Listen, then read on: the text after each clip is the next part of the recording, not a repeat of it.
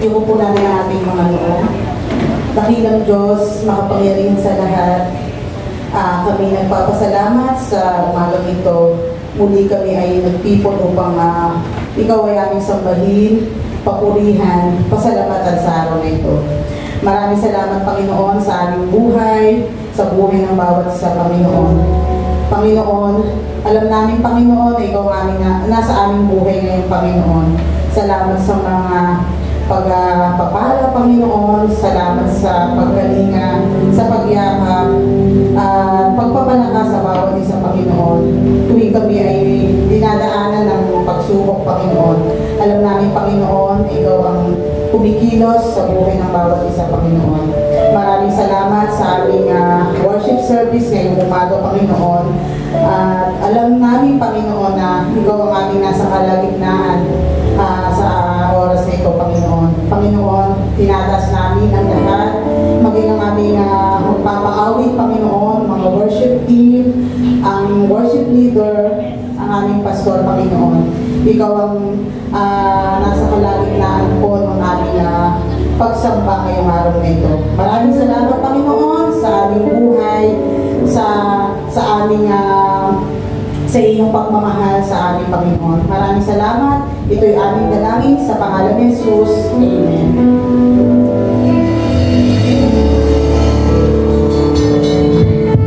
Amen. Thank you, Lord Jesus. Good morning sa inyong lahat. Pwede magpatiin natin yung mga katabi natin. Pinagpalang umaga sa iyo, kapatid. Pinagpalang umaga sa iyo, kapatid. Amen. Thank you, Lord Jesus. Allow me to read this word from Psalm 16, verse 8. I know the Lord is always with me. I will not be shaken, for He is right beside me. No wonder my heart is glad, and I rejoice. My body rests in safety. For you will not leave my soul among the dead, or allow your Holy One to rot in the grave. You will show me the way of life, granting me the joy of your presence and the pleasures of living with you forever. Amen. Palakpakan po natin si Lord. Do you believe that the Lord is here to the face of us? Amen? Amen. Do you believe in that? Amen. Sabi ni Lord, isa, dalawa, tatlong tao nagtitipon andyan sa gitna. So as we praise and sing songs to the Lord, ibigay natin lahat sa Kanya. The Lord is here in the midst of us. Amen? Amen? Palakpakan po natin si Lord. Let's sing praises to the Lord. Amen?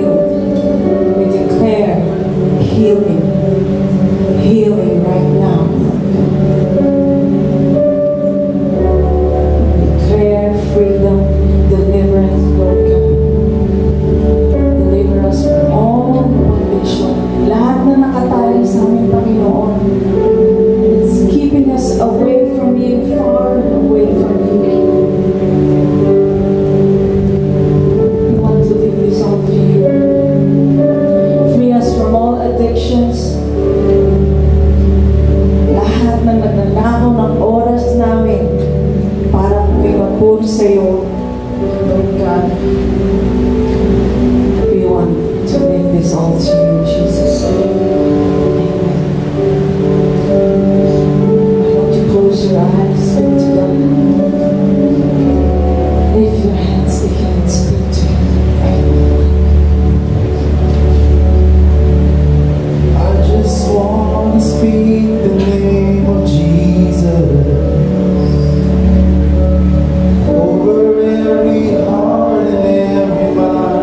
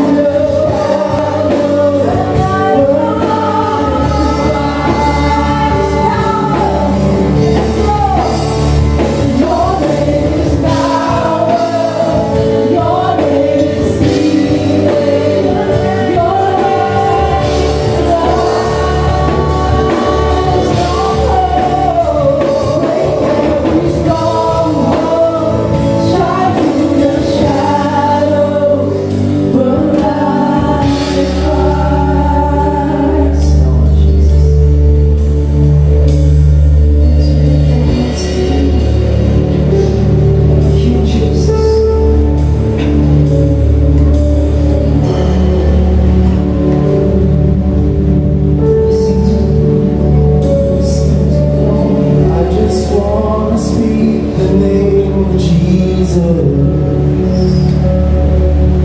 over every heart and every mind. 'Cause I know there is peace within your presence. I speak Jesus.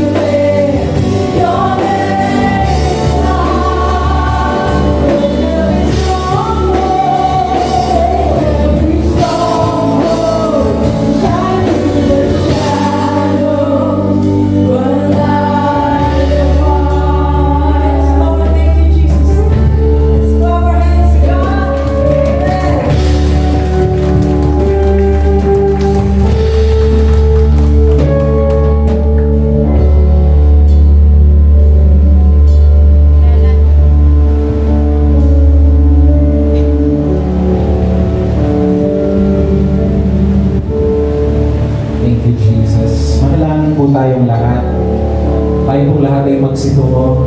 Aming Ama, sinasambahan namin, pinupuri ka namin. Tunay nga po na ang pangalan ninyo ay mabisa at may kapangyarihan. Ito ang kapangyarihan, ito ang pangalan na may talag na magpalaya sa aming lahat, Panginoon. Magbigay ng kagalingan, magbigay ng kapayapaan sa aming mga isip at puso, Panginoon. Salamat o Diyos sapagkat narito ka at may ginagawa ka. Kinikilala po namin na kayo ay banal at kayo ay kataas-taas ang Diyos. At kami po ay walang magagawa kung wala kayo sa aming mga buhay. Lord, sa inyong kabanalan, inaamin po namin na kami pong lahat ay mga nagkasala. May mga nasabi kami na isip, na gawa, naging kilos na hindi ka lugod-lugod sa inyong harapan at nalimutan namin kayo. Patawad po, O Diyos. At nagpapasalamat po kami sapagkat nariyan ang pangako mo ng pagpapatawad. Salamat sa dugo ni Kristo na naghugas sa lahat ng aming mga kasalanan.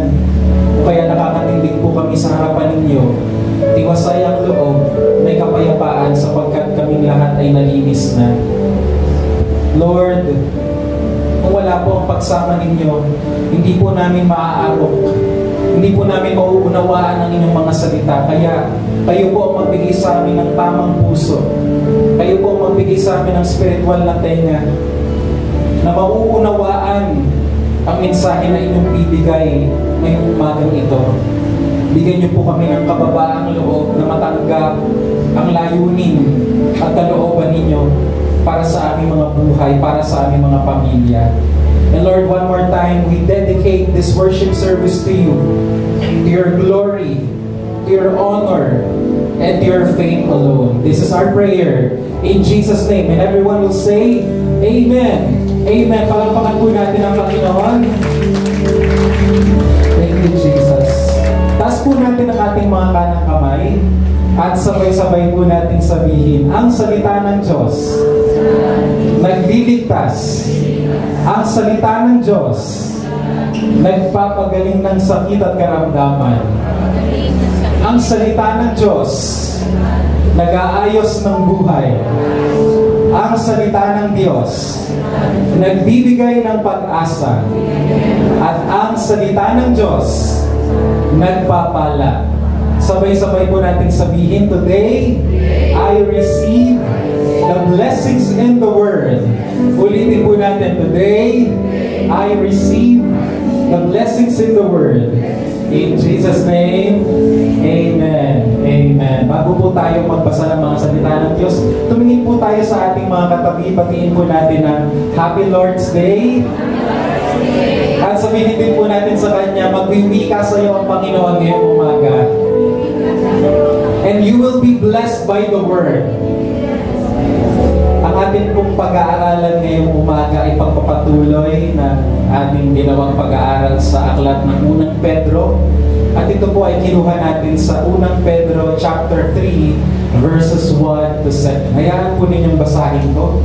Sabi sa verse 1, kayong mga babae, magpasakop kayo sa asawa niyo, upang kung ang asawa ninyo hindi pa naniniwala sa salita ng Diyos, maaaring madala nyo sila sa Panginoon sa pamamagitan ng mabuti ninyong pag-uugali kahit na hindi kayo magsalita. Sapagkat nakikita nilang may takot kayo sa Diyos at malinis ang pamumuhay ninyo. Kung gusto ninyong maging maganda, huwag sa panlabas lang tulad ng pag-aayos nyo ng buhok na nilalagyan ng mamahaling alahas at pagsusuot ng mamahaling damit. Sa halip, pagandahin ninyo ang kalooban nyo, ang mabuting pag-uugali na hindi nagbabago. Maging mahinhin kayo at maging mabait. Ito ang mahalaga sa paningin ng Diyos. Verse 5, at ito ang ginagawa ng mga babaeng banal noong unang panahon. Nagpapaganda sila sa pamamagitan ng pagpapasakop nila sa kanilang asawa. Verse 6, katulad ni Sarah, sinunod niya si Abraham at tinawag pa niyang Panginoon. Mga anak na kayo ni Sarah, kaya dapat matuwid ang ginagawa niyo at huwag kayong matakot sa kahit anuman. Panghuling talata, Kayo naman mga lalaki, pakisamahan ninyong mabuti ang asawa niyo dahil ito ang nararapat bilang isang Kristiyano. Igalang niyo sila bilang mga babaeng mas mahina kaysa sa inyo dahil binigyan din sila ng Diyos ng buhay na walang hanggan katulad ninyo. Kapag ginawa niyo ito, sasagutin ng Diyos ang mga panalangin ninyo. This is the word of the Lord. Father, we thank you for this word. Speak to us in a fresh and special way. This is our prayer. In Jesus' name, Amen. Amen. Palakpakan po natin ang Panginoon minsan pa. At pwede na po tayong mga brothers and sisters.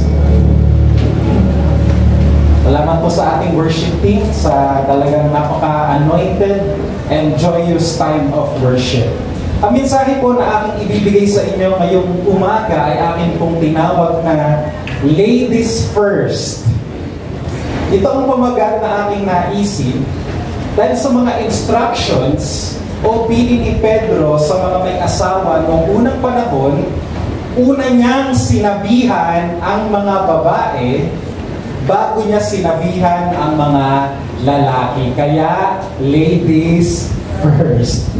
At bagaman ang pag-aaral na ito ay primarily meant for married couples, marami ring mapupulot na aral dito ang mga single men and women. Pwede bang mag-blessing shout ang mga single men and women? Salamat po sa dalawa na sumigaw. Huwag kayong mag-alala, ang message na ito ay para sa inyo rin. In fact, maraming aral sa sinasabi ni Pedro tungkol sa pagsasama ng mag-asawa ang dapat na ipamuhay din ng mga binata at dalaga, lalong-lalo na ang mga kabataan.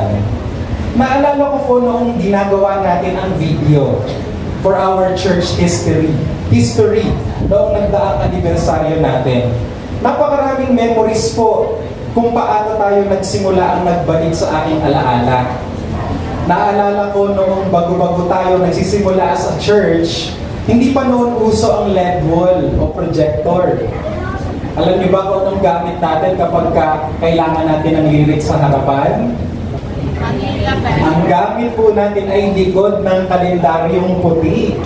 O di naman kaya ay, nabanggit ninyo, Manila paper. Na kapag po tinamaan ng hangin ng electric fan, nalipad. At kapag worship song na, talagang tatanggalin muna yung nakadikit na Manila paper sa kapapalitan ng worship songs. Eventually, napalitan naman niya ng overhead projector na ginagamitan natin noon ng acetate film na sinusulatan natin ng pentel pen o di naman kaya ay ginupit na plastic cover ng libro. Kalaunan, nauso noon ang DLP projectors na ikinakabit sa laptop kaya nakakagamit na tayo ng PowerPoint para sa mga lyrics. Kaya lang, struggle pa rin ang gumamit ng DLP projector kasi kapag maliwanag ang paligid, hindi pa rin kita yung mga lyrics. At syempre, katagalan nauso na ang TV, nauso na ang LED wall, na nakita ninyo last anniversary, mas malaki at mas malinaw na. As you can see, nagbabago talaga ang teknolohiya sa pagdaan ng panahon. Subalit isang bagay ko ang hindi nagbabago, at iyan ay ang pagsamba. It remains the same over the years. Naka-Manila paper man, naka-DLP projector man, naka-LED wall man, we still worship God. At ganyan din po sa usapin. Ganyan din po pagdating sa usapin ng pag-aasawa. Maaaring nag-e-evolve o nagbabago ang pag-unawa at pangangatwira ng mundo sa roles ng mag-asawang babae at lalaki. Pero tayo bilang mga Kristiyano, naniniwala tayo na ang roles ng mga lalaki at babae ayon sa salita ng Diyos ay hindi nagbabago. Ito ay timeless. Pwede ba akong makarinig ng amen? Ngayon po, usong-uso yung mga katagang independent, career-driven, postmodern women na nagsasabi na dapat daw ang babae ay empowered at mas inuuna ang kanyang self-satisfaction and career over her responsibility to her husband or to her family. Nariyan din po ang pag-usbong ng mga feminist ideologies na may mga nagsasabi na hindi na uso na yung lalaki ang nasusunod sa pamilya. Tama ba yun? Bagkos babae na daw ang dapat na maging supreme head of the family na dapat ay nasusunod. O kaya yun? Kaya may mga biro ngayon na ang lalaki ang ulo, pero ang babae naman ang leeg. Ibig sabihin, babae pa rin ang masusunod sa mga family matters sa bandang huli. Oh, ikaw ang ulo, pero yung leeg, kapag sinabi ng ulo, turn right, talagang ulo, magta-turn right din. Pag sinabi yung turn left, magta-turn left din. Tawag po dyan ay feminist ideology. Mas empowered na mga babae, sila ang dapat na maging head of the house. Masarap pakinggan ang mga paniniwalang ito. Subalit sa ganang atin, bilang mga Bible-believing Christians, mas hangad natin kung ano yung magbibigay lugod sa Panginoon. Pwede ba akong makarinig ng amen? At kadalasan po, ang kalooban ng Panginoon ay ibang-iba sa pangangatwiran ng mundo. At paano po ba natin malalaman ang kalooban ng Diyos? Siyempre, malalaman natin kung ano ang kapuri-puri sa Panginoon sa pamamagitan ng malapitang pagsisiyasat sa salita ng Diyos. Kalbitin mo yung katabi, sabihin mo sa kanya, ang Word of God, hindi kukupas, hindi nagbabago. Napakaganda po ng sinabi ni Derek Parfan patungkol po sa authority of the Scriptures. Ang sabi niya, ang Biblia ang ating final authority. Saligan at batayan ng kung ano ang dapat nating paniwalaan at kung paano tayo dapat mabuhay. We do not argue with the Word of God. Ang Biblia po ay hindi opinion. Ang Biblia ay katotohanan. Kaya kahit may mga parts sa Bible na ayaw natin, parang tayo napalag at umiiwas, kailangan pa rin natin ituro, kailangan pa rin natin i-embrace because we want to give God praise and glory. Amen po ba? Kamukha din po yan ang sinabi ni Wayne Bruder. Ang sabi niya, ang Biblia ay salita ng Diyos. At ang salita ng Diyos ang ultimate definition kung ano ang totoo at kung ano ang hindi totoo. God's Word is itself truth. Tingnan natin dapat ang Biblia na ultimate or final standard of truth. Ito ang sukatan ng lahat ng nagsasabi kung ano ang katotohanan. Maaaring ang lipunan may ibang bagay na tinuturo sa atin na alam nating taliwas sa salita ng Diyos. Alin po ang pipiliin natin? Siyempre, kung ikaw ay taga-mundo, pipiliin mo yung ano yung kalakaran. Natural sa iyo yun. Pero sa atin, nabinigyan na ng Diyos ng bagong puso at kumikilala sa Panginoon, ang standard of truth natin ay Word of God, the Scriptures. At palagay ko, wala pong kontra sa ating lahat dahil ito ay dahil tayong lahat ay Bible-believing Christians. Mas mamarapatin po natin na isang tabi yung ating akala, yung ating opinion, at yayakapin po natin kung ano ba talaga ang gusto ng Diyos as revealed in His Word. Pakitapik ang iyong katabi, sabihin mo sa kanya kung anong kalooban ni Lord, yun ang ating lalakaran. Payag po ba kayo? So having said that, balik tayo sa ating paksa ngayong umaga. Sagutin natin ang tanong na ito, sino ang kapuri-puring babae o lalaki sa harapan ng Diyos ayon sa sulat ni Pedro? Dahil sabi ko nga, ang pamagat ng ating message ay ladies first, unahin natin ang mga babae. Ayon po kay Pedro, ang Kristiyanong babae ay nagpapasakop sa asawa. Tingnan po natin ang sinabi niya sa 1 Peter chapter 3 verse 1. Sabi po ni Pedro, kayong mga babae, magpasakop kayo sa asawa nyo. Hayaan po ninyo na basahin ko sa English kasi may ibang punch sa English. Ang sabi ko sa English, wives, parang ang daming mga paumis-umis diyan. Hindi pa ako nagpapaliwanag. Nakakatawa kayo tingnan from the stage. Wives, sabi sa English, likewise, be submissive to your own husbands. Pansinin po ninyo, binanggit yung word na your own. Yan pong salitang your own sa Greek ay idios, na ang ibig sabihin ay to the one that you chose or to the one that belong to you. So anong sinasabi dito ni Pedro? Sinasabi niya na ang babae ay dapat nagpapasakop sa pinili niyang asawa at hindi lang sa pinili niyang asawa. Sinasabi rin ni Pedro na ang babae ay hindi dapat nagpapasakop sa lahat ng lalaki o sa maraming lalaki kagaya ng kuya niya, kamag-anak niya, best friend niya, pinsan niyang lalaki, asawa ng ibang babae, o kahit na sino mang lalaki. Kung ang babae ay magpapasakop sa lalaki, kagaya na sinasabi ni Pedro, kailangan daw magpasakop siya sa iisang lalaki at iyon ay ang asawa niyang pinili. Kaya ang sabi dyan, the one that you chose or the one that belong to you. Doon ka lang magpapasakop, hindi ka magpapasakop sa lahat ng lalaki. Hindi ka magpapasakop sa sinasabi ng artistang lalaki. Kung magpapasakop ka daw sa lalaking pinili mong pakasalan. Hindi ba kung makarinig na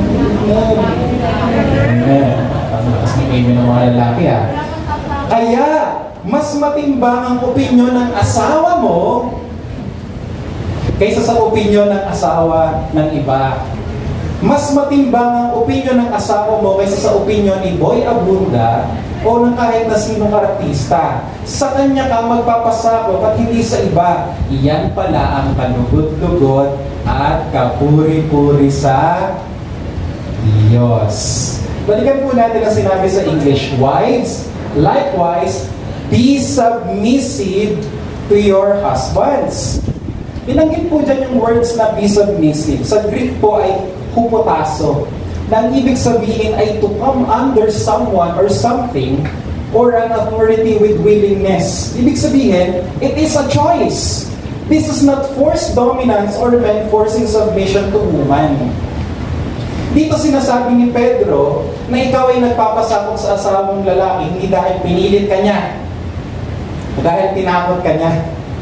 Nagpapasakop ka sa kanya kasi choice mo yon na magpasakop sa kanya. Kaya ang keyword po dyan ay yung word na willingness. Sabihin nga po natin, willingness. Ibig sabihin dahil nauunawaan mo ang kalooban ng Diyos, dahil nauunawaan mo ang Word of God, nagpapasakop ka sa asawa mong lalaki ng pusang loob at bukal sa loob. Pakitapikan yung katabi mo sa kanya, bukal sa loob. Hindi napipilitan bilang paggalang sa Diyos. In short, ano po ang pamantayan ni God? Ano po ang pamantayan ng Panginoon? Eto, mga babae, makinig kayo. Pinili mo siya bilang asawang lalaki. Walang pumilit sa'yo na magpakasal sa kanya. Choice mo na humarap sa altar para pakasalan siya. At dahil siya ang pinili mo sa dami ng nanligaw sa'yo noon, ngayon, inaasahan ka ng Panginoon na igagalang mo ang iyong asawang lalaki sa pamamagitan ng taus-pusong pagpapasakop sa kanya. Yan po ang diwa ng kasal. Amen.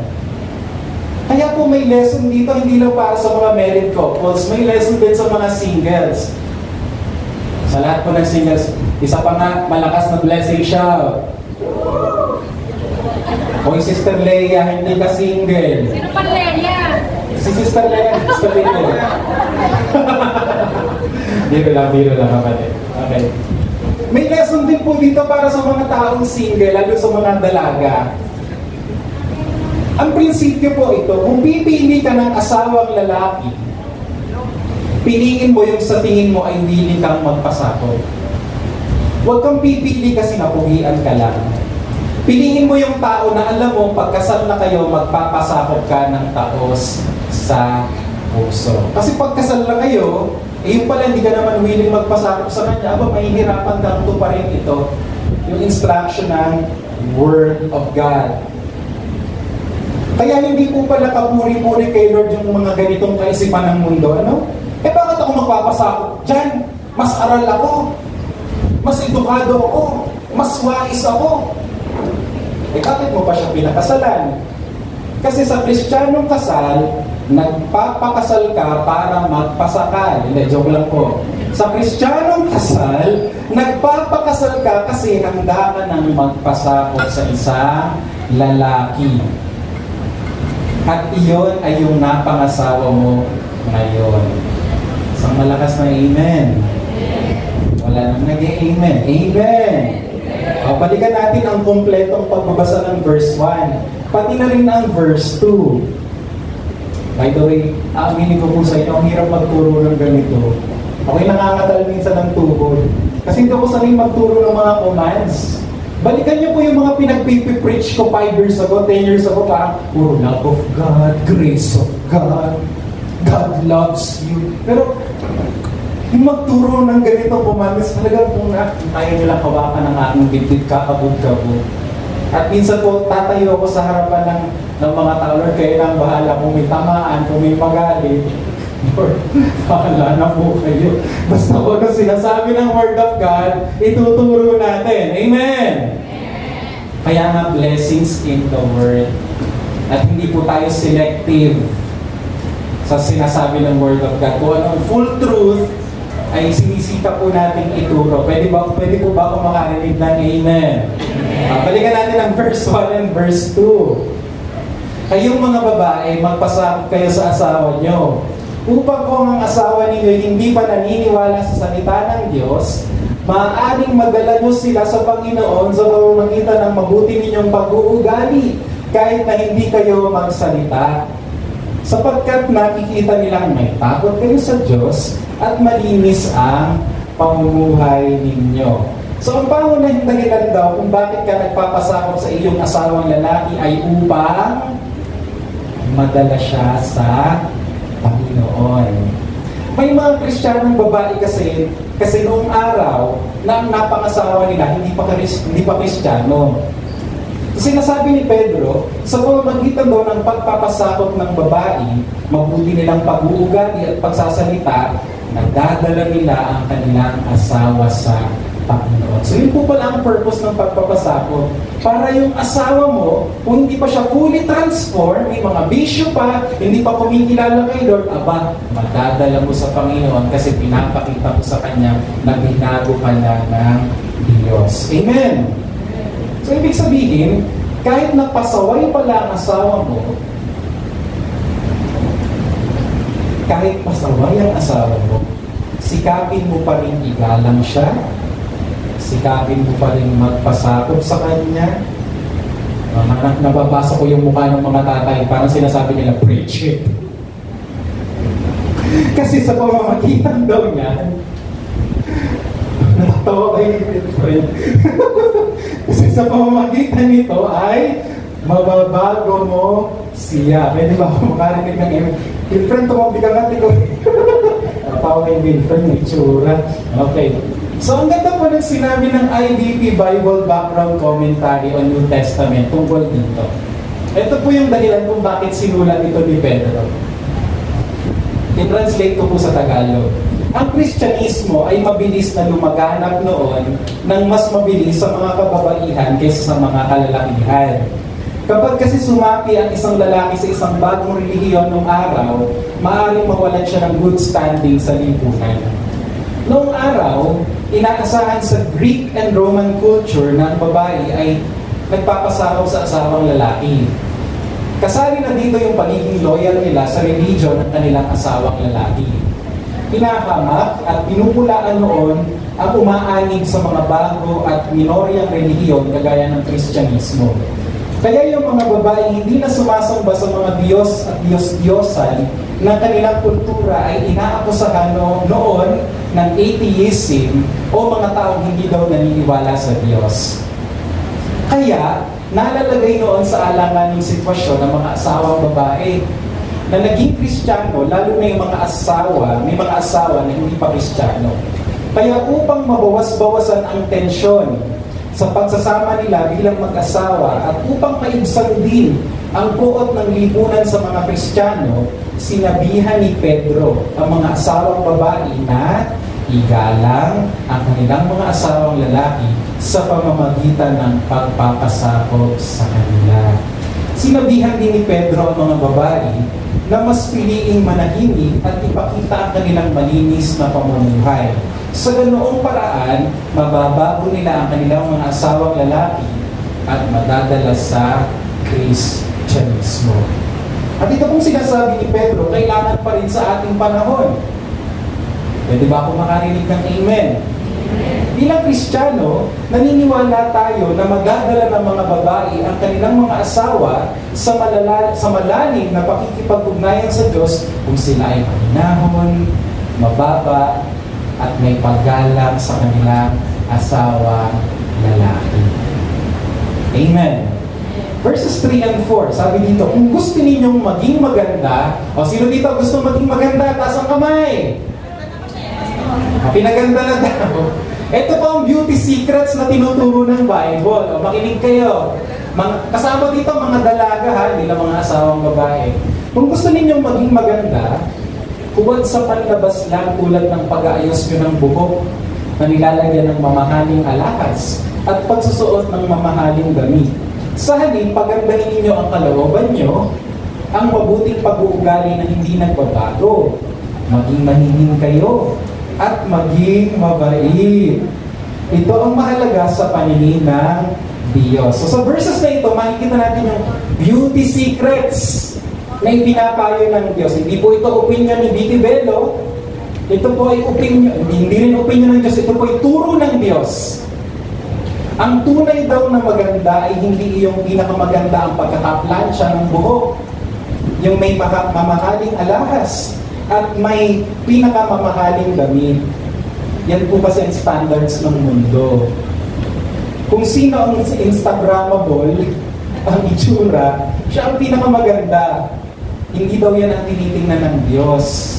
Ang tinitingnan daw ng Diyos ay yung may magandang kalooban, magandang pag-uugali, mahinhin, mabait. Yan daw ang tunay na maganda sa harapan ng Panginoon. Na kapatid, hindi ko po sinasabi na pag sumimba kayo, ay huwag na kayong maliligo, huwag na kayong magtutoothbrush. Kapatid, parang maasin kaya tayo ngayon. Huwag kang ano dyan, di naman natin si Lord Samoy, masyado kang makamundo. Of course, hindi yan ang point nito. Ang point is, huwag tayong mag-focus sa panlabas na itsura lang. Mas pagpukusan din natin ang panloob na katangian dahil yan ang mas kapuri-puri sa ating Panginoon. Anong sabi ni Pedro? Magandang pag-uugali, magandang kalooban, mahinhin, mabait, yan daw ang tunay na maganda. Kaya mga kapatid, aral ito hindi lang sa mga married women. Aral din ito sa lahat ng tao. Kasali ang mga dalaga. Nabubuhay kasi tayo sa panahon na talagang dapat ikaw ang pinakabongga lagi. Hindi ka pakakabog, ika nga. Masyadong patalbugan ang kultura natin ngayon. When it comes to worldly standards and achievements, hindi daw pala yan ang pinakamahalaga sa kaharian ng Diyos. Kaya mga kabataan, di man ikaw ang kaputian sa batch ninyo, hindi man natalab yung collagen na ininom mo, balde-balde, wala ka mang magarang kotse o latest na iPhone kagaya ng katrabaho mo, hindi daw yan ang standards of beauty for a believer. Ang true standard of beauty is something inward. So yun mo sa katabi mo, si Lord, puso ang tinitingnan. Amen. Yun daw ang tunay na kagandahan na dapat makita ng mga tao sa paligid. Now, tingnan po natin ang dahilan kung bakit ito isinulat ni Pedro. Ang sabi ng IVP, Bible Background Commentary, ay ganito. Ang buhok ay itinitirintas ng mga kababaihan ng araw.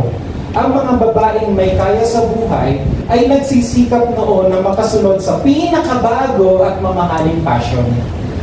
Ang makikislap na palamuti ng mga babaeng mayayaman na isinusuot nila para makaakit ng pansin ay hindi din katanggap-tanggap sa mga sinaunang babasahin at talumpatin noong araw. Itinuturing noong araw ang pagiging maamo, at tahimik na pangunahing katangian ng mga babae noong unang panahon. So ano ba ang punto dito ni Pedro? Ang punto niya ay ito: huwag tayong sumunod sa takbo ng mundo. Iba ang ating set of values and priorities. Kaya dito po papasok yung tinatawag na modesty. Sabihin nga po natin, modesty. Yung pong pagiging mahinhin na ngayon nakakalimutan na. Kasi iba na ang kultura. Sa mga kabataan narito, nauunawaan natin na gusto nating ma-recognize at mapansin. Gusto natin maraming magla-like at mag-heart sa ating reels. Pero wag naman nating ipagkanulo ang ating dangal. Baka sa ating pag-TikTok, pag-post sa Facebook, o baka sa ating bihis na inilalagay natin sa ating My Day, mas minimitin natin ang mang-akit na maaaring mauwi sa malaswang pag-iisip ng iba. At baka natutuwa pa tayo kapag may akit na akit at laway na laway sa atin. Halbinin mo nga yung katabi sa inyo sa kanyang modesty. Kapag po natin itong i-recover, mga kapatid? Kasi minsan tayo mga Kristiyano, nagpapatianod na rin sa flow ng mundo. Talagang pag-usong hubara, nakikihubad ka na rin. Talagang uso ang twerking na, alam mo yun, talagang halos malaglag na yung mga alaga mo sa katawan. Talagang nakikiano ka kahit hindi nakaburi-buri sa Panginoon. As you can see, sinasabi ng Bible, hindi yan ang pamantayan ko. Yung kaakit-akit sa tao, hindi kaakit-akit sa akin. Ang kaakit-akit sa akin, yung inyong kalooban, yung inyong pagsasalita, yung inyong posture of heart. Na wala pong masama sa pagporma. Walang masama na maging maganda. Walang masama sa paggamit ng social media. Ngunit tiyakin natin na ito'y kalugod-lugod sa Panginoon at patungo sa ikababanal. Amen! Wala na akong kausap. Amen! Tanungin mo yung sarili, ito bang ipopost ko ay magbubuyo sa iba patungo sa daan ng kabanalan at katuwiran? O ito'y magiging katitisuran ng Iglesia ng Panginoon? Ibalik po natin ang modesty at kahinhinan sa ating panahon. At tiyakin na ang pananamit ay nababagay sa Kristiyano at nararapat sa okasyon. Yung kapuri-puri at kalugod-lugod sa Panginoon. Blessing shout! Parang, blessing shout! Palakpakan po natin ang Panginoon. Ito pa, sa pang beauty secrets ng Panginoon, verse 5. Hirap talaga ituro na ganito pa, baka may magalit sa akin. Verse 5, at ito ang ginagawa ng mga babaeng banal ng unang panahon. Nagpapaganda sila sa pamamagitan ng pagpapasakop nila sa kanilang asawa. Nakakaganda daw kapag ka ang babae ay may pagpapasakop sa asawang lalaki. Nakaka-glow ng skin. Yan ang sinasabi dito na Word of God. At mapapansin po natin, very conservative when it comes to family values si Peter. Bakit po nasabi na very conservative? Kasi binabalik niya doon sa unang panahon. Sinasabi niya, tingnan niyo yung mga babae nung araw. Sinasabi niya, tingnan niyo yung mga naunang babae. Kung paano sila manamit, kung paano sila kumilos, kung paano sila magsalita. Yun ang gayanin natin. At alam nyo, applicable dito sa panahon natin. Kasi sa panahon natin, madalas sabihin na, naku, sinauna naman yan. Di na uso yan. Panahon pa ng kopong-kopong yan. 2024 na ngayon, pastor. Namuhay po si Pedro na somehow very liberal rin ang values ng mga tao sa Roman society. In fact, nung unang panahon, uso po ang orgy. Alam niyo po yung orgy, group sex, sorry po sa word. Ganun kaliberal ng panahon ni Pedro at ni Pablo. Kaya ang sabi niya, balik tayo sa lumang landas. At sinabi niya, kasi sa Roman world noon, parang ang babae na lagi ang maingay, babae ang nasusunod. Sinasabi niya, nakakaganda sa isang babae kung siya ay tahimik at may pagpapasakop sa kanyang asawa. Amen. Verse 6, katulad ni Sarah, sinunod niya si Abraham at tinawag pa niyang, ano daw tawag ni Sarah kay Abraham? Panginoon. Pansinin niyo, small letter P ha, hindi big P, kasi pag big P, it's ascribed to God. Small P. Mga anak na kayo ni Sarah, kaya dapat matuwid ang ginagawa niyo at huwag kayong matakot sa kahit anuman. Tingnan niyo po kung paano ginalang ni Sarah ang kanyang asawang lalaki. Sa pagsasalita niya makikita. Paano niya ina-address ang kanyang asawa noong araw? Anong tawag? Panginoon. Sabi po na isang komentary, ang katumbas daw ng word na Panginoon dyan ay Sir. Ang tawag niya, ano yung daddy? Hindi tulong eh. Sabi ng daddy. Ang tawag daw ni Sarah kay Abraham ay Sir or Lord. Ibig sabihin, napakatindi ng paggalang ni Sarah kay Abraham at pati pagsasalita niya, ihinuhulma niya ayon sa kagandahang nasa kalooban niya. Now, hindi ko po sinasabi na pag-uwi ninyo sa bahay, hindi nyo natatawagin yung asawa nyo na darling, zing, or cupcake. Baka naman OA na kayo na pag-uwi nyo, ang tawag ninyo sa asawa nyo, Panginoon na. Panginoon, gusto mo ng kape? Parang nangaasar, ano?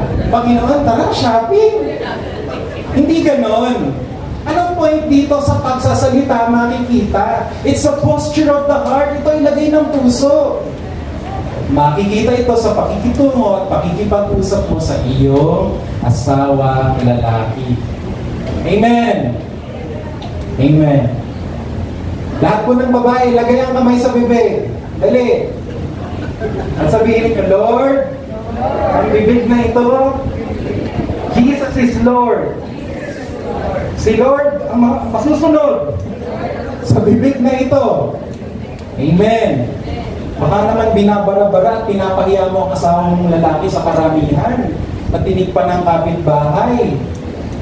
Baka naman madalas ay sinasilent treatment mo ang asawa mo para parusahan siya dahil hindi nasunod yung gusto mo o para makuha yung gusto mo. Baka naman halatang-halata ang tampo mo sa kanya na kahit natanungin ka, ayos ka lang ba? Bakit parang kanina ka ba yata tahimik? Hindi, okay lang ako. Pero padabog-dabog ka naman.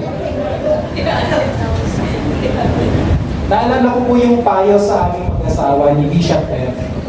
Sabi niya sa amin, hindi ko makakalimutan yun. Sabi niya, sa pagsasamahan daw ng mag-asawa, napakahalaga ng dialogue at open communication. Pag-uusap. Marinig niya yung sinabi ko? Sabi mo sa katabi mo, dialogue is the key. Communication. Uy, kung ayaw mo pala nung sabihin mo sa alam mo, mahal, ayaw ko talaga nung ma-high pitch ka eh. Sabihin mo ng maganda. Kaya kaysa mag-resort sa silent treatment, labog, panunumbat, pagbibilang ng mali, pagtataas ng boses, mas maigi daw ang open communication. Yan daw ang kapuri-puri sa Panginoon. So hindi mo man tinatawag yung asawa mo na, Lord! At least kita naman sa posture ng heart mo, pakikipag-usap mo sa kanya, ginagalang mo ang iyong asawa. Yan ay kalugod-lugod sa Panginoon. Amen po ba mga kababaihan? Ang lakas mo amen, ano? Amen. Kaya i-model natin to sa mundo kasi nga ang mundo ngayon iba na eh. Masyado yung feminist ideology, talagang babae ang dapat masunod. Ang babae ang supreme head of the house. May point naman na dapat talaga i-empower ang babae. Pero bilang Kristiyano, ang role na binigay sa atin, sa inyo bilang mga babae, talagang naroon po yung maluwag na pagpapasakop sa inyong asawa. Amen! Palakpakan ko natin sito. Wala naman po sa atin. Okay. Pastor naman, puro babae. Di ba sabi ko kanina, ladies first. Pero hindi nakakalugan, ladies last. Kasi ngayon, pupunta naman tayo sa mga lalaki. Akala nyo ha? Kayo din! May assignment din kayo kay Lord. Tingnan po natin ang itinuturo ni Pedro sa mga lalaki. Alright, di na ba kayo mga nanay? Ayan ha, tayo naman ngayon mag-amen ng malakas. Tinuturo ni Pedro na ang Kristiyanong lalaki ay mapagmahal sa asawa. Amen! Basic. Talaga, malalaman natin kung basic. Malalaman. Tingnan natin ha. Okay, tingnan natin. Basic? Tingnan natin kung basic. Verse 7, letter A. Kayo namang mga lalaki, underline, pakisamahan ninyong mabuti ang asawa nyo dahil ito ang nararapat bilang Kristiyano. Igalang, underline, igalang nyo sila bilang mga babaeng mas mahina kaysa sa inyo dahil binigyan din sila ng Diyos ng buhay na walang hanggan katulad ninyo. Napansinin po natin, sa verse na ito ay ginamit yung salitang pakisamahan o sunoikeio sa Greek na ibig sabihin ay pumisan. Ano daw ang dapat ginagawa ng lalaki sa asawang babae? Napisan sa kanya. Ibig sabihin, ano ba ibig sabihin yan? Hindi ka pipisan sa bahay ng tropa mo kapag gabi na. O sa bahay ng nanay mo kapag nagkatampuhan kayo. Pastor, napisan naman ako sa asawa. Oh, pero alas 5 ka lagi na uwi. Napisan pa ba yun? Pipisan, makikipamahay ka sa asawa mong babae araw-araw, gabi-gabi, tatabihan mo, yan daw ang nararapat sa Kristiyano. Basic. Very good talaga natin. Praise God. Ang pangalawa, binanggit sa verse na yan yung word na igalang o honor na sa Greek word, sa Greek ay timay. Sabihin nga natin, timay. Spelling po niya time, pero ang bigas po dyan, timay. So ibig sabihin, itimay mo daw yung asawa mo. Ano bang ibig sabihin ng itimay mo yung asawa mo? Ibig sabihin po niya, pahalagahan na parang isang mamahaling kayamanan. Hindi basaan ang tingin sa asawa, hindi katulong, hindi rin punching bag. Ang tingin daw ay mamahaling kayamanan. Amen. Totoo na ang part ng babae ay magpasakop sa asawang lalaki. Pero ang part naman ng lalaki ay pahalagahan ang kanyang asawang babae. Ibig sabihin, ang trato mo sa kanya ay napakataas. Kasi sa mata ng Diyos ay equal kayo. Dahil pareho lang naman kayong ginawaran ng buhay na walang hanggan. Kaya, may equality na itinuturo ang Bible sa babae at lalaki. Pantay ang kanilang dignidad bilang tao dahil kapwa sila binigyan ng buhay na walang hanggan. Pantay sila. Pero pagdating sa roles, complementary. Iba ang role ng babae, iba ang role ng lalaki. May kausap ba ako dito? Narinig niyo ba yung sinasabi ko? In the eyes of God, pantay ang babae at lalaki. Pero pagdating sa roles, iba ang assignment nila. Ang role ng babae ay magpasako. Pero, pakinggan niyo to, listen. Ang role ng babae ay magpasako. Pero kung bakit siya nakakapagpasako ay dahil minamahal at pinapahalagahan naman siya ng asawang lalaki. Hindi siya binabaliwala at isinasantali at hindi rin diktador ang tatay sa bahay. In fact, nabanggit po ni Pedro na mas mahina daw ang babae. Now, hindi po sinasabi dyan ni Pedro na ang babae mahina ang isip. Hindi po yung pinopoint niya. Alam nating lahat hindi yun totoo. Pero physically speaking, sino pong mas malakas? Babae, lalaki? Siyempre lalaki. At nung panahon ni Pedro, mas may boses talaga ang mga lalaki sa lipunan. Hindi kamukha sa panahon natin. So ano pong point dito ni Pedro? Makinig. Dapat i-consider ng lalaki na patas lang sila ng asawa niyang babae sa harap ng Diyos. At dapat niyang i-consider ang kahinaang pisikal ng babae. Kaya dapat niyang igalang at pahalagahan ang babae. Hindi ko mo sinabi ng Bible na ang babae dapat nagpapasakop sa lalaki ay hindi niya ito papakinggan. Hindi ko sinabi ng Bible na ang babae ay dapat magpasakop sa lalaki, ay pwede na niyang gawin ang lahat ng gusto niyang gawin. Na pwede na niyang tapak-tapakan ang asawa niyang babae. Na wala na siyang iaambag sa gawaing bahay. Na ang trato na niya sa asawa ay katulong. Na pwede na niya itong pagbuhatan ng kamay o di kaya ay takutin na pagpapalit kita sa iba. Sabi po ni Paul Washer, basahin natin sabay-sabay. 1, 2, 3. Treat your wife better than you treat anything or anyone. That's your covenant with God. That's your first ministry. To love her the way Christ loves the church is a high calling. If you fail at that, you have failed at everything. Covenant mo daw sa Diyos na unahin at mahalin ang iyong asawa. Yan daw ang first ministry mo. Amen. Baka naman may time ka sa barkada pero kay misis wala na. Baka naman halos lumuhod na ang asawa mo sa'yo para i-date mo naman siya. Pahalagahan mo daw siya more than anything else. Tandaan mo, siya lang ang tumanggap sa'yo ng totoo. Amen. Tandaan mo, your wife took risk to marry you. Pwede namang si Tiburcio na lang ang sinagot niya. Pero saan siya sumugal? Sa iyo. Tapos ngayon, binabaliwala mo na lang. Tapos ngayon, may mga secret chat ka. Dinadaan-daanan mo na lang at nalilimutan mo ng kumis kapag aalis ka. Baka hindi mo na siya nililigawan. Baka hindi mo na siya sinusurprise. Ibalik mo yun. Nalulugod ang Diyos kapag minamahal ang asawa, babae. Amen! Blessing shout! Yun. At alam nyo, ito yung gusto kong part.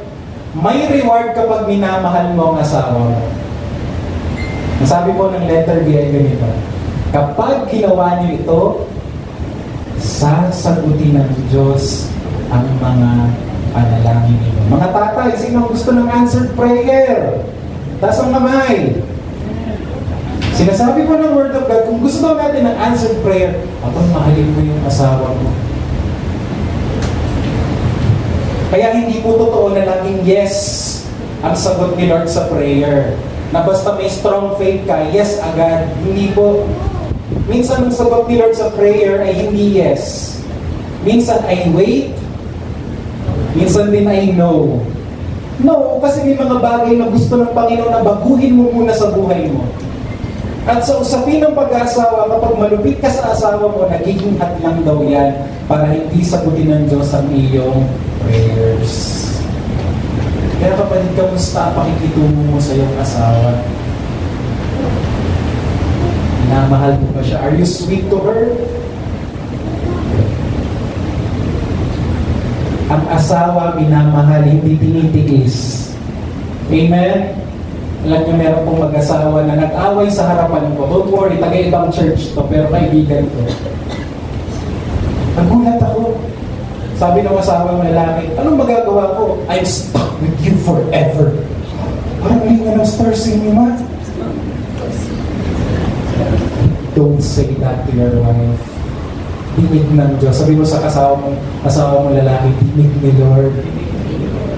Yung parang napaka-careless mo sa pakikipag-usap mo sa asawa mong babae na okay lang sa'yo na nasasakit. Hindi mo nga siya pinipisikan, pero yung mga words na lumalabas sa bibig mo, talaga namang nakakapilay ng damdamin.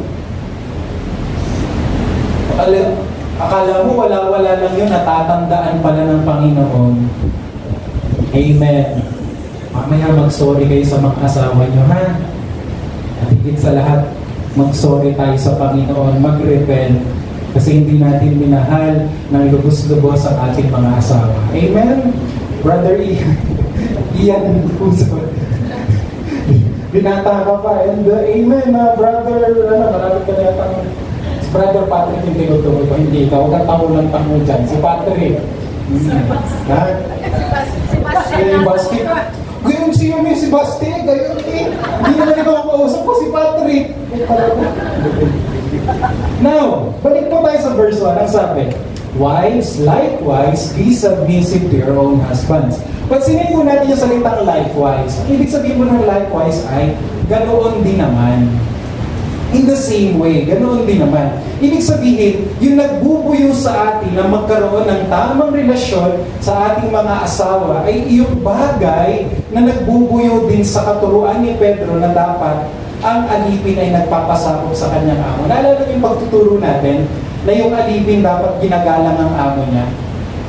Sinasabi ni Pedro, yung nagbubuyo sa alipin na mahalin ang kanyang amo, yun din daw ang magbubuyo sa mga asawa na mahalin ang kanilang kabiyak. Ang tanong, ano ba yung nagbubuyo sa atin na sumunod sa Diyos? Balikan natin ang chapter 2, verse 24. Okay? Ito yung reason. Si Kristo ang umako sa mga kasalanan natin nang ipako siya sa krus para iwanan na natin ang buhay ng makasalanan at mabuhay ng matuwid.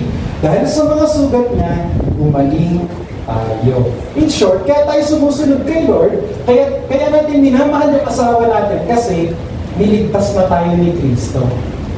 Hindi na tayo kagaya ng mga taong nasa mundo. Hindi tayo sumusunod para maligtas. Ligtas na tayo, kaya ngayon, sumusunod tayo kay Lord, minamahal natin ang ating mga asawa. Kaya, ang tamang ugnayan sa asawa ay ating tugon sa pagliligtas ng Diyos sa atin. Amen! Bilang pagtatapos, ibuod po natin ang ating pag-aaral. Ano yung mga natutunan natin? Number 1, pakibasa po. Ay naku naman, mga grade 1. Basa, sabay-sabay. 1, 2, 3. Number 2, anong natutunan natin? Number 3. Number 4. And finally,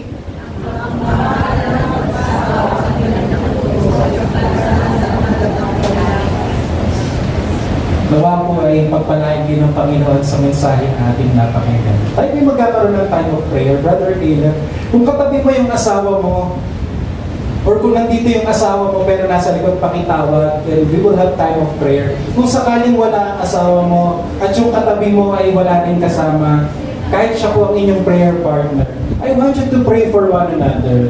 At kung kasama mo ngayon ang asawa mo, pwede kang magsabi ng, mahal, I love you. Mahal, sorry sa mga pagkakataon na masakit ako magsalita. Sorry kung minsan padalos-dalos ako. Patrick, harap na. Sige po, go ahead. Kung wala kayong kasamang asawa, just pray for one another. Go ahead for the next 2-3 minutes. Time of conversation and prayer.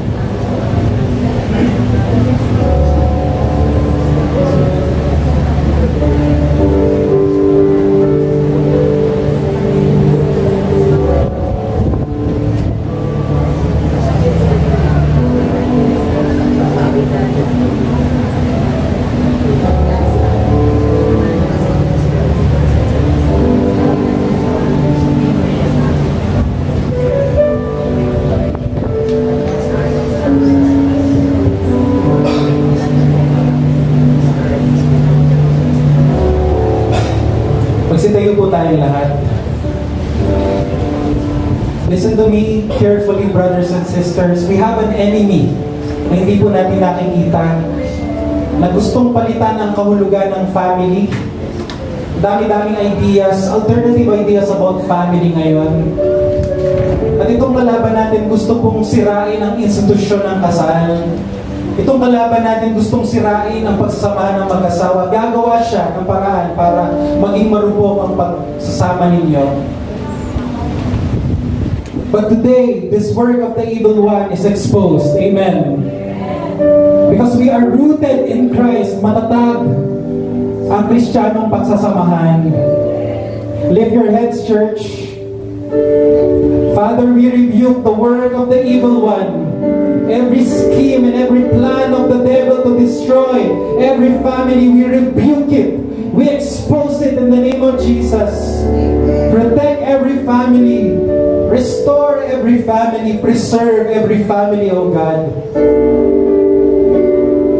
May they become rooted in Christ together. Sabay po silang magpapakalalim sa inyo. Naway mas pahalagahan nila ang kayamanang espiritual higit sa anumang bagay, Panginoon, sapagkat maaaring nasa amin ang mga kayamanang material, ngunit kung walang spiritual na kayamanan, Panginoon, magiging marupok pa rin ang pundasyon ng mag-asawa.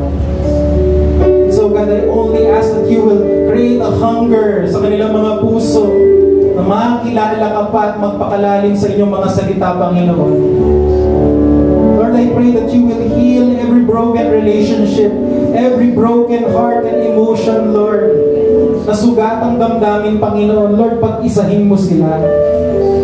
Panumbalikin niyo, Panginoon, ang init ng pagsasamahan. I-rewind niyo kung paano sila nagsimula, Panginoon.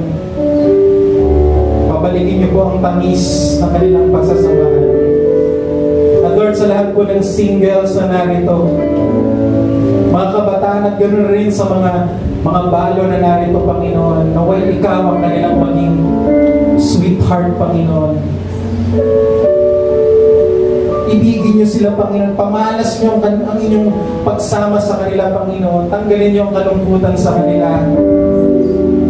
Upang hindi po sila magpatianod sa tukso, O Diyos. Salamat, O God.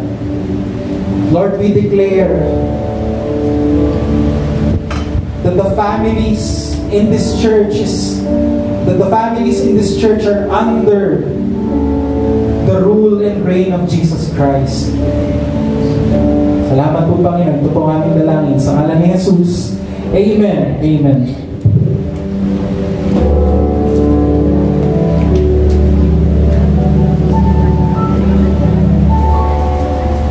Purihin ang Diyos, tadako po tayo sa hapak ng Panginoon.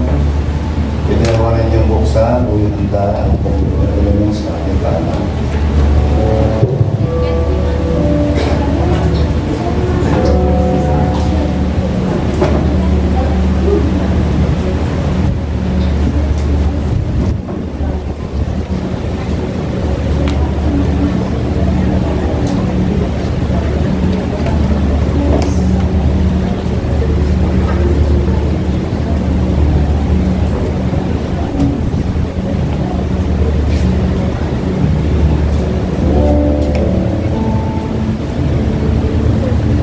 Naniniwala po ako ng isang paraan para matumbanin ang ating first love sa Panginoon ay sa magitan ng ginagawa natin upang tapat natin sa kanilang bilin yung hapat na Panginoon. So, sandali po ito, inanyaman yung tubong. Yuko natin ang ating mga ulo at tayo po ay isang tayo kumapit sa ating Panginoon. Pagkat sabi nga sa 1 Peter 2:24, ang ating Panginoon sa Kristo ang umako ng pagbabayad sa ating mga kasalanan sa kanyang kamatayan sa krus. Kung kaya tayo ngayon ay itinuring na matuwid. Sabi sa 2 Corinthians 5:21, siya na walang kasalanan ay naging kasalanan. Sa gayon sa ating pananalig sa kanya ay sa kanyang tinapos na gawa ito, huwag tayo ng kaluon ng pagiging matuloy. So Lord, here we are.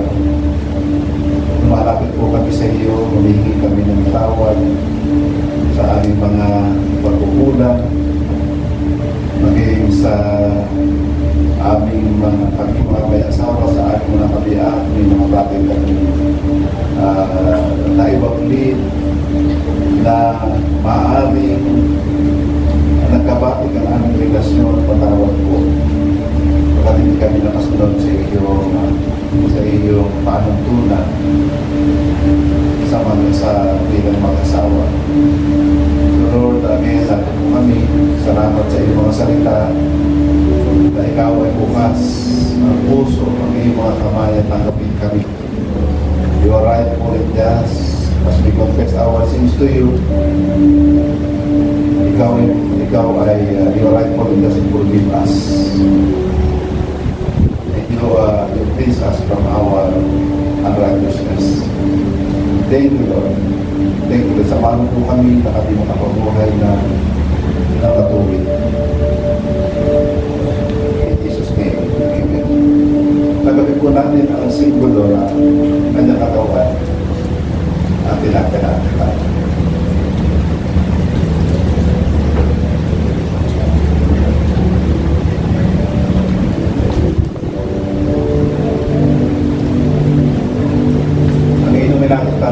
Ay patunay ng bagong kasunduan.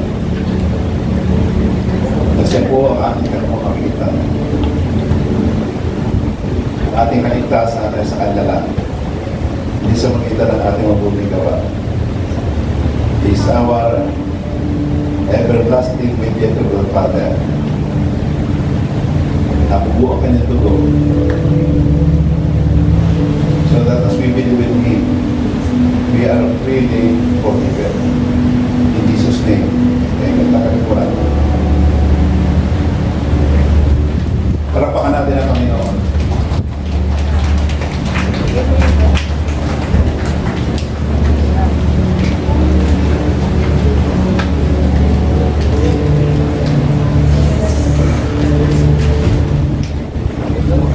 Isang magandang umaga po sa ating lahat. Maaari po bang palakpakan po muna natin muli ang ating Panginoon?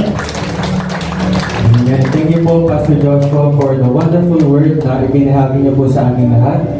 And bilang isang kabataan po, and sa aking takeaways din po sa nabahagi sa ating word, for me, at the end of the day, men and women, all we want to do is to glorify God through our words, thoughts, and deeds. The Bible is the final authority and what we must follow as Christians. And our obedience ay ang ating pagtugon sa pagmamahal at pagkamatay ng ating Panginoong Jesucristo sa krus. Amen po ba? Amen. Dahil po dyan ay I'm also blessed bilang kabataan na nandito po at nagagamit po tayong bawat isa sa atin para sa paglalaganap na salita ng ating Panginoon. At tayo po ay dadako na sa ating covenant. Atin pong ilagay ang ating mga kanang kamay sa ating dibdib. At sabay-sabay po natin sa banggitin ang kamay ay nagpasya sa bilang na 1, 2, 3. Kami ay nagpasya. Kami ay nagpasya magmahalan bilang magkakapatid. Ang isa ay para sa lahat at ang lahat ay para sa isa. Ang lakas ng isa ay lakas ng lahat. Ang kahinaan ng isa ay kahinaan ng lahat. Kami ay nagpasyang magtulungan sa hirap at ginhawa. Ang bawat isa ay hugutan namin ng lakas. Kami ay nagpasyang sama-sama lumago bilang mga anak ng Diyos. Sa pangalan ni Jesus, Amen and Amen. Meron po ba tayong mga newcomers? Yung mga bago pong members na dumalo po sa ating church? Siguro po ay wala. So tayo po idadama na po sa ating mga announcements. So para po sa ating unang announcements, we have Sunday School for kids for ages 3 to 11 years old. So ito pong Sunday School po natin para sa mga kabataan ay meron po tayong mga volunteer teachers and they are freely available para po maturuan po ang inyong mga anak. Kung meron po kayong mga kamag-anak, kung meron po kayong mga inaanak na nais po na mabahagian po natin ang salita ng ating Panginoon. Sa murang edad po ay ito po ay free at willing na willing po ang ating mga volunteer teachers na maturuan po sila. Next naman po ay ang ating covenant meeting. We have the 5 solas every Tuesdays from 5:30 p.m. to 7 p.m. So dito naman po ay pinag-aaralan po natin ang salita ng ating Panginoon and how the Bible is our authority, na si Jesus Christ lamang ang ating tagapagligtas sa ating mga buhay. Blessings to the Word community, your family, your home, your friend. So we have the Sunday services. Every morning, meron po tayong 9 to 11 a.m. And meron naman din po tayong evening fellowship at 7 p.m. to 8:30 p.m. if you're not available in the morning. Ayan, para po sa ating HPM or home prayer meeting for your family, meron din po tayong mga guides sa ating FB group and page.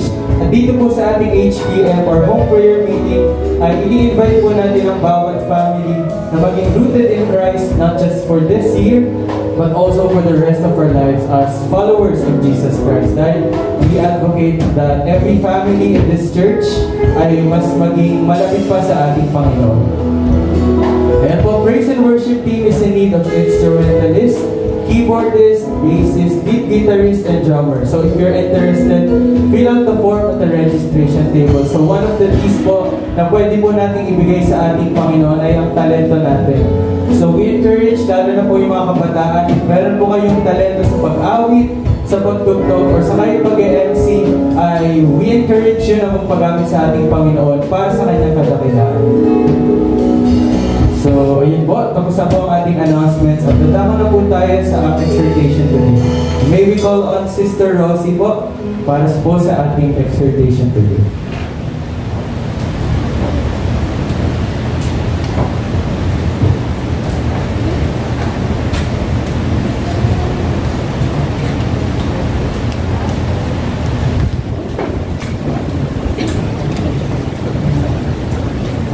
Okay, so thank you po, Pastor, sa napakaganda niyo pong message sa araw na ito.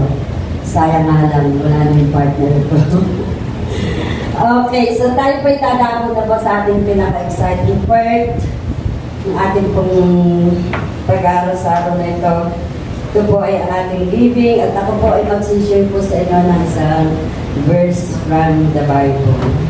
Ang sabi po dito sa Deuteronomy 28, Verse 2, kung susundin ninyo ang Panginoon ninyong Diyos, mapapasa inyo ang lahat ng pagpapalang ito. Okay, so basahin ko po sa English kasi maganda po yung English niya.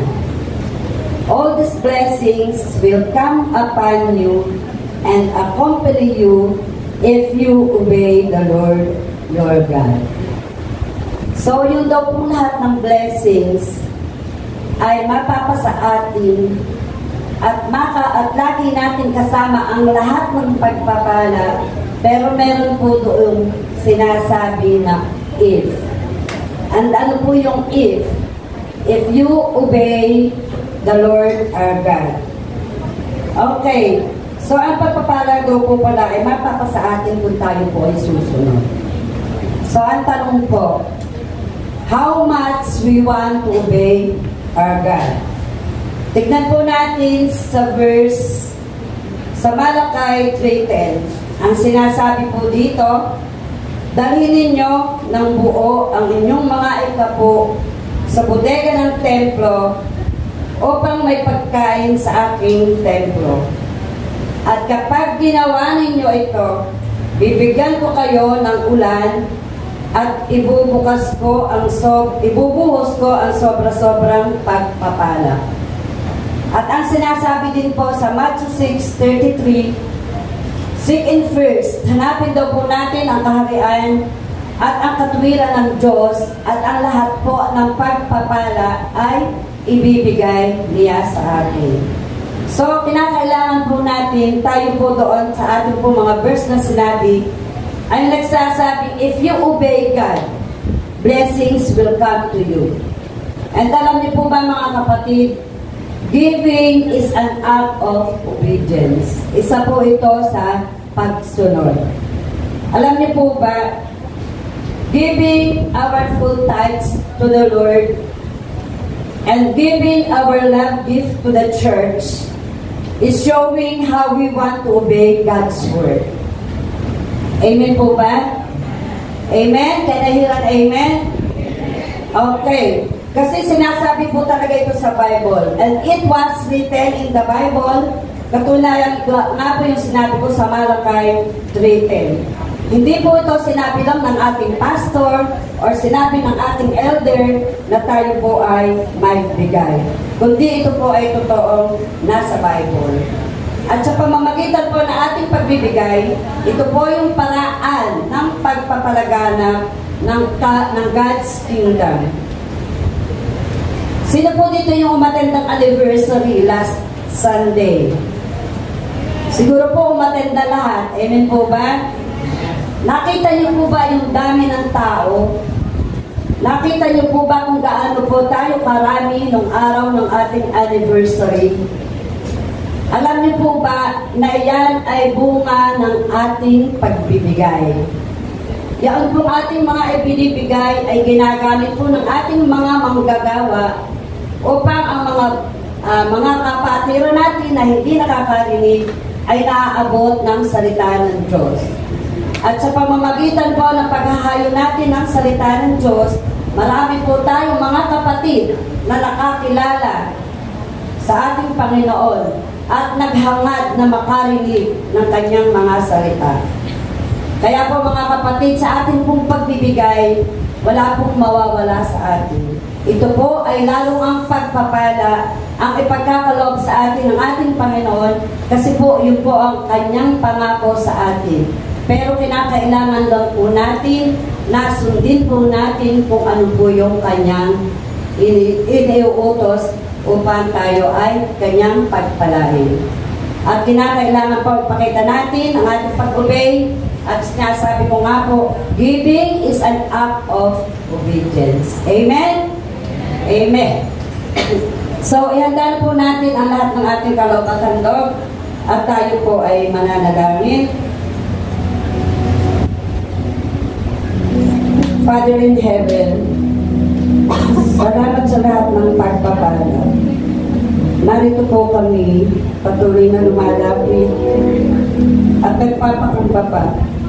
Nagpapasalamat po Panginoon sa lahat ng biyayang patuloy mong ipinagkakaloob sa bawat isa sa amin. Salamat din po Panginoon sa mga pusong tapat at bukal, ang mga taong mapagbigay sa pagpapalawak po ng iyong gawain.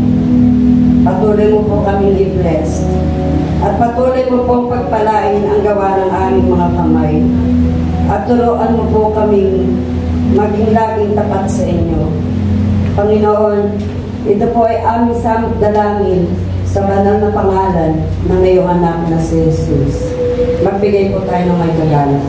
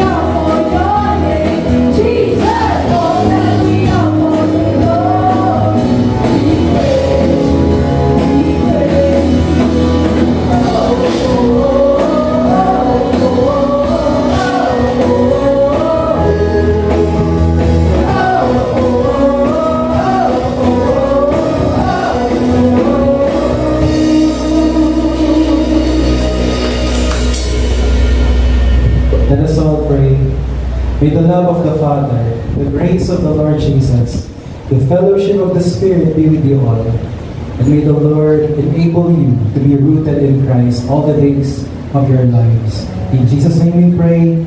Amen. Amen. Our service is over. See you next Sunday. God bless you.